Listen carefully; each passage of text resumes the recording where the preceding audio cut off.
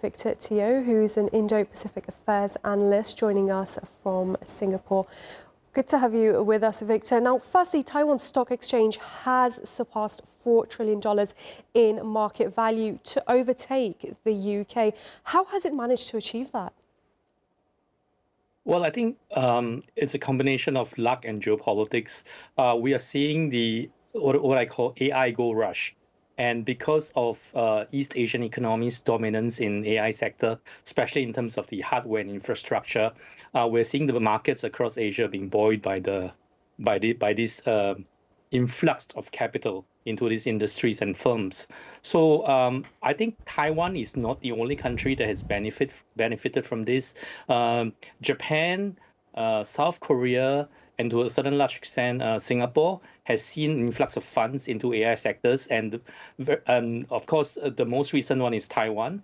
So it's a question of how it reflects or how the different firms, the makeup of firms on the different stock markets affect how much capitalization that goes into these various markets.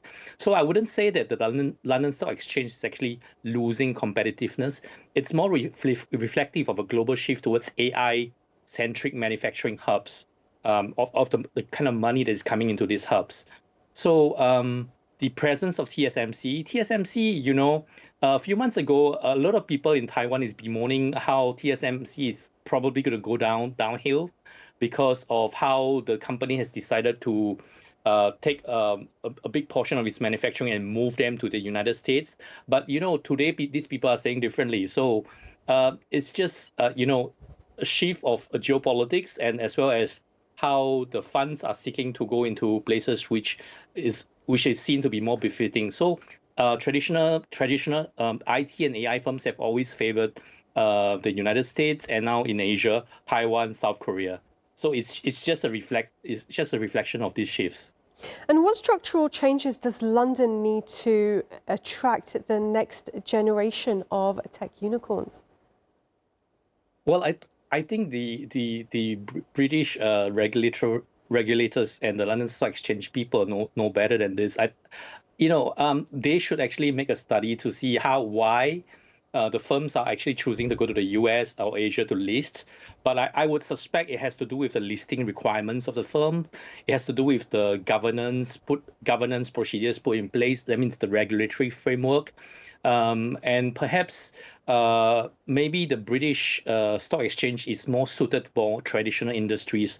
And I think a big question is whether this approach actually fits the business models of these AI and IT firms. So one of the things that perhaps the Brits could actually look into is whether, how streamlined IPO process they have vis-a-vis the other centers, whether the listing requirements are actually very onerous, whether they could actually let firms with less revenue thresholds to list, for instance, and how, they can perhaps change their framework to fit these high-tech firms' incentives better in order to attract them to come to the London Stock Exchange. Victor Teo in Singapore. Great to have your analysis. Thank you.